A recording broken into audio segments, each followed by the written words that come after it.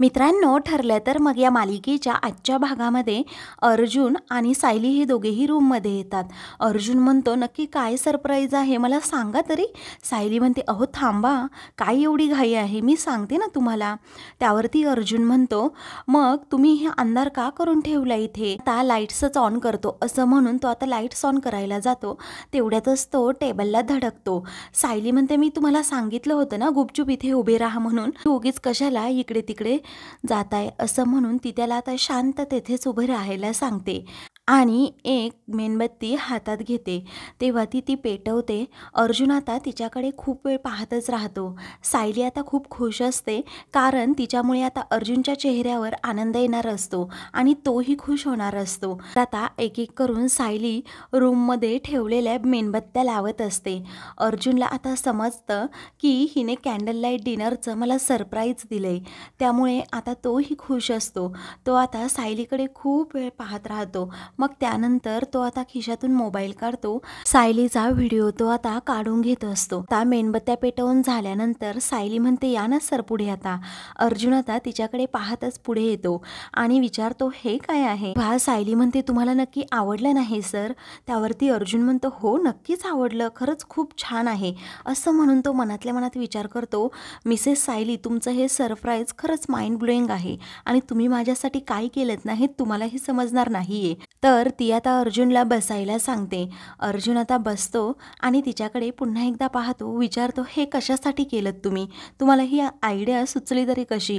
त्यावरती सायली म्हणू लागते, सर तुमचे आभार मानण्याचा एक माझ्याकडून छोटासा प्रयत्न होता, कारण तुम्ही दिवाळीमध्ये माझी आणि मधुभाऊंची भेट घडवून आणली.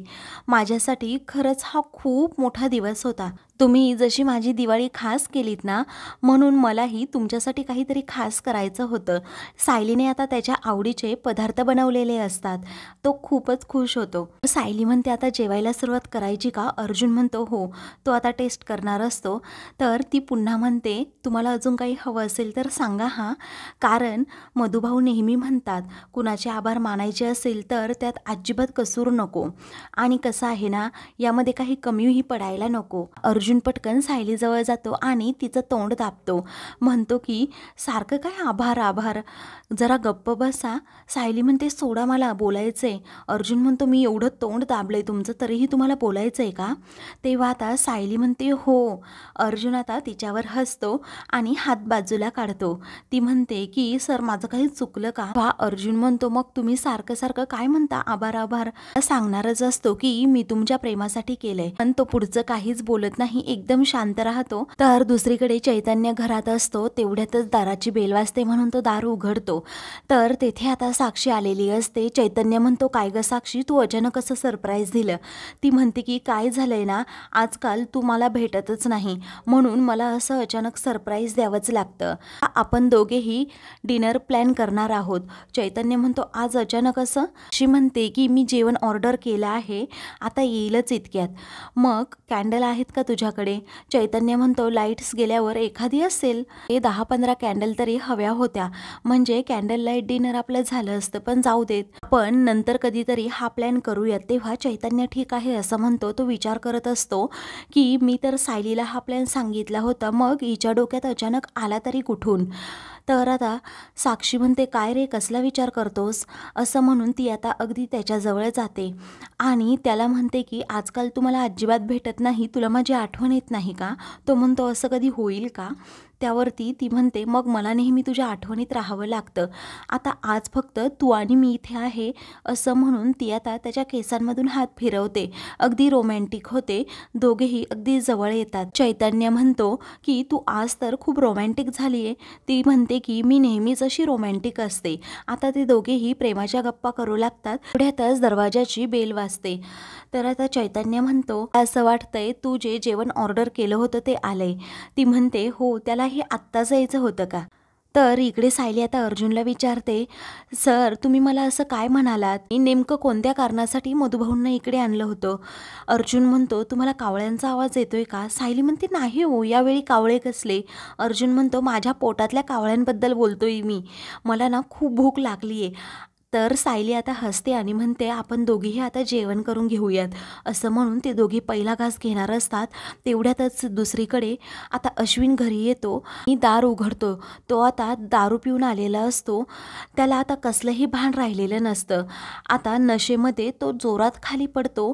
त्यामुळे इकडे सायली आणि अर्जुन हे दोघेही म्हणतात काहीतरी पडल्याचा आवाज आला ना. तेव्हा सायली म्हणते हो. ते दोघेही आता तसंच बाहेर येतात आणि म्हणतात की समोर तर अश्विन आहे. तेव्हा आता दोघेही धावत खाली येतात. अर्जुन म्हणतो अरे अश्विन तुला झालं तरी काय असं म्हणून तो त्याला उठवतो. तर आता त्याला समजतं की तो तर ड्रिंक करून आलाय. अर्जुन आता खूपच भडकतो आणि म्हणतो अरे तुला लाज वाटते का? घरात मोठी माणसं असताना तू असा ड्रिंक करून येतो तरी कसा? तेव्हा तू माझ्यामध्ये अजिबात पडू नकोस ब्रो म्हणून अर्जुन त्याला बाजूला ढकलतो. त्यावरती आता सायली म्हणते अश्विन भाऊजी तुम्ही हे काय केलं? घरातील सगळेजण आता अर्जुनच्या आवाजाने धावत बाहेर येतात. तर आता सर्वांना आश्चर्याचा धक्का बसतो. प्रताप म्हणतो अश्विन अरे तुझा मोठा भाऊ तुला काहीतरी विचारतोय आणि तू त्याला उत्तर देण्याऐवजी त्याच्यावरच ओरडतोस असं म्हणून सणासण अश्विनच्या 2-3 कानाखाली आता प्रताप मारतो. तेव्हा माझ्या मॅटरमध्ये कुणीही पडायचं नाही अश्विन नशेत म्हणतो. कल्पना म्हणते अरे तुला समजतं का अश्विन? आपल्या घरात असं ड्रिंक्स केलेलं आवडत नाही. घरात कोण आहे माहिती आहे ना? पूर्णा आजी आहेत. त्यावरती पूर्णा आजी रागातच म्हणतात अश्विन तुला समजतं का? तू काय म्हणतोस? तू काही केलं नाही.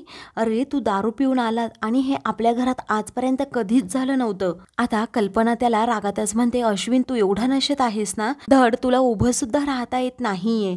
आता सगळ्यांना खूप टेन्शन आलेलं असतं. अस्मिता रागातच म्हणते अरे तू जे वागलास ना त्याची आम्हाला लाज वाटतीये. प्रताप म्हणतो अरे मी मिरवायचं माझ्या मुलांना एकही व्यसन नाही म्हणून तू माझी इज्जतच घालवली. सगळेजण आता त्याला खूप बोलू लागतात. तेव्हा सायली म्हणते या अगोदर त्यांनी असं कधीही केलं नाही. तुम्ही त्यांना थोडं समजून घ्या रागवू नका. अस्मिता रागातच म्हणते हे तुमच्या इकडे चालत असेल सुभेदारांच्या घरात नाही त्यामुळे गप्प बस. नाजींना देखील टेन्शन येतं. अश्विनच्या काळजीमुळे सगळ्यांचा चेहरा आता पडलेला असतो. तर अश्विन आता अगोदर सर्वांची माफी मागतो आणि पुढे चाललेला असतो. पण खूपच नशेत असल्यामुळे तो आता खाली पडतो. सायली त्याला सावरते आणि रूममध्ये जाण्यासाठी मदत करते. आता प्रताप म्हणतो ह्या मुलाने काय केलंय ना कळतच नाही. तर विमल म्हणते चला मी तुमचे पाय चेपून देते म्हणजे तुम्हाला चांगली झोप येईल. तेव्हा नातवाने असं काही केलं आहे त्यामुळे मला झोप येणार आहे का असं आता पूर्णा आजी म्हणतात. त्यावरती आता अस्मिता म्हणते जाऊ देत गा आजी च्या कामामध्ये काहीतरी झालं असेल म्हणून तो पिला असेल. पाहूयात आपण नंतर. तर तू त्याचं समर्थन करू नकोस असं अस्मिताला पूर्णा आजी म्हणतात. तेव्हा या मुलाने तर झोपच उडवली आयुष्यभराची असं प्रताप म्हणतो. दुसरीकडे अश्विन रूममध्ये आलेला असतो. आता त्याला सर्व गोष्टी आठवू लागतात की अर्जुन दादाचं लग्न झाल्यापासून घरातील डायनिंग टेबलवर सुद्धा भांडणं व्हायला लागली आहेत असं मी रियाला म्हटलं होतं म्हणूनच तिने दुसरं लग्न केलं असेल. त्या एक एक करून सर्व गोष्टी आठवू लागतात. तर आता तो लगेच उठतो आणि मग नंतर एक फर्स्ट बॉक्स घेतो. त्या बॉक्समधून झोपेच्या गोळ्या काढतो आणि त्या गोळ्या हातात घेत त्याकडे खूप वेळ पाहत राहतो. नेमकी आता सायली तेथे आलेली असते. ती नेमक्या त्या गोळ्या पाहते. तिला तर खूप मोठा धक्का बसतो. तर इकडे अश्विनचे हात थरथर कापत असतात. सायली तितक्यातच तेथे येते. तो आता गोळ्या घेणार असतो. सायली त्याचा पटकन आता हात पकडते. तर अश्विन म्हणतो वहिनी मला अगोदर सोड. सायली म्हणते हे पाप आहे. तुम्ही आईंचा पूर्ण आजींचा बाबांचा चेहरा डोळ्यासमोर आणा म्हणजे तुम्हाला काहीही वाटणार नाही. पण अश्विन आता काही केलं ऐकत नसतो. सायली आता त्याला रोखण्याचा खूप प्रयत्न करत असते. त्यानंतर तो अजिबात ऐकायला तयार नसतो म्हणून सायली सणासण त्याच्या 2-3 कानाखाली मारते. तर तिलाच आता जरा वाईट वाटतं. घरातील सर्वजण नेमका हा प्रकार पाहतात. या गोष्टीचा आता आश्चर्य वाटतं. मित्रांनो पुढील भागामध्ये अर्जुन रागातच अश्विनला म्हणतो एका मुलीसाठी आपला स्वतःचा जीव द्यायला निघाला होतास. मुली असंच करतात. स्वतःचा फायदा झाल्यानंतर असं लाथाडून फेकून देतूनच माझा प्रेम आणि लग्न या गोष्टींवर अजिबात विश्वास नाहीये. तेव्हा घरातील सगळेजण आता अर्जुनकडे पाहत राहतात. अशाच मालिकेंचे पुढील भाग पाहण्यासाठी चॅनलला सबस्क्राईब करा.